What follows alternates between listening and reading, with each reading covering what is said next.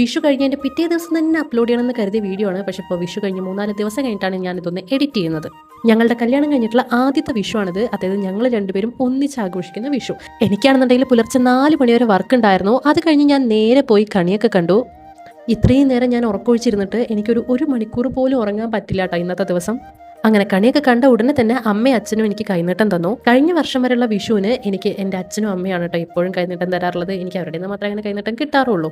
ഈ പ്രാവശ്യം ഇത് ആദ്യമായിട്ടാണ് എൻ്റെ അച്ഛനല്ലാതെ വേറൊരാൾ എനിക്ക് കൈനീട്ടം തരുന്നതും ആൻഡ് ഒരുപാട് പേര് കൈനീട്ടം തരുന്നതും. അതൊക്കെ കഴിഞ്ഞ് പടക്കം പൊട്ടിക്കാൻ വേണ്ടി ഞങ്ങൾ നേരെ ടെറസിൻ്റെ മുകളിൽ കയറി. ആദ്യത്തത് തന്നെ അപശകുനം പോലെ അങ്ങ് പാളിപ്പോയി. പക്ഷെ പിന്നീട് അങ്ങോട്ട് എല്ലാം അടിപൊളിയായിരുന്നേ.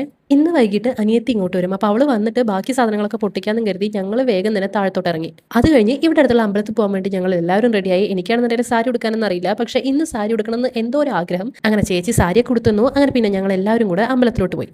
അങ്ങനെ അമ്പലത്തിലെത്തി തൊഴുതിറങ്ങി. അവിടെ നിന്നും കൈനീട്ടൊക്കെ വാങ്ങി കുറച്ച് നേരം അവിടേക്ക് ഇരുന്ന് ചുറ്റിക്കറങ്ങിയതിന് ശേഷം ഞങ്ങൾ തിരിച്ച് വീട്ടിലോട്ട് പോവുകയാണ് കേട്ടോ. ഇനി വീട്ടിൽ ചെന്നിട്ട് വേണം ഡ്രസ്സൊക്കെ മാറി ഫുഡൊക്കെ കഴിച്ചിട്ട് എൻ്റെ വീട്ടിലോട്ട് പോകാൻ. അവൻ ആദ്യം ഫോട്ടോ ആണെന്ന് കരുതി പോസൊക്കെ ചെയ്തു. പിന്നെ വീഡിയോയ്ക്ക് വേണ്ടി മുടിയൊക്കെ സെറ്റാക്കിയപ്പോഴത്തേക്കും ഞാൻ വീഡിയോ അങ്ങ് കട്ടാക്കിയല്ല. പിന്നെ ഒരാവേശത്തിന് സാരിയൊക്കെ എടുത്ത് കൊടുത്തെങ്കിലും ചൂടത്ത് ഇത് എന്തിൻ്റെ കേടായിരുന്നു എനിക്ക് നട്ടാ തോന്നിയിട്ടുണ്ടായിരുന്നു. എനിക്കാണെന്നുണ്ടെങ്കിൽ സാരി ഒട്ടും കംഫർട്ടബിൾ അല്ലേ. പിന്നെ സാരി എനിക്ക് എടുത്തതല്ലേ, അതുകൊണ്ട് പിന്നെ കുറച്ച് ഫോട്ടോസൊക്കെ എടുക്കാമെന്ന് കരുതി പാടത്തിൻ്റെ പക്കത്ത് നിന്ന് ഞങ്ങൾ കുറച്ച് ഫോട്ടോസൊക്കെ എടുത്തു. അപ്പോഴാണ് ഞാൻ അമ്പലക്കുളത്തിൽ ഒരു അനാക്കൊണ്ടേ കണ്ടത്. അത് കരയ്ക്ക് കയറാൻ നിൽക്കുന്നു. ഞാൻ അപ്പം തന്നെ അതിനെ പേടിപ്പിച്ച് അങ്ങ് ഓടിപ്പിച്ചു.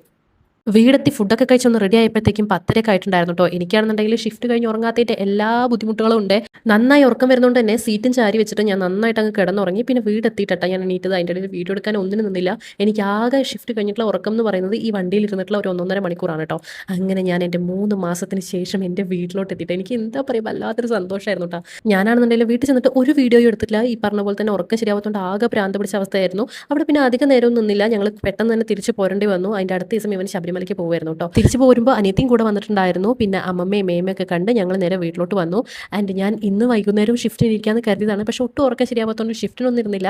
ബാക്കിയുള്ള പടക്കങ്ങളൊക്കെ പൊട്ടിച്ച് നേരെ കയറി അങ്ങ് കിടന്നുറങ്ങി. ഈ വർഷത്തെ നിങ്ങളുടെ വിഷയം എങ്ങനെ ഉണ്ടായിരുന്നു എന്നുള്ളത് കമൻറ്റ് ചെയ്യണേ.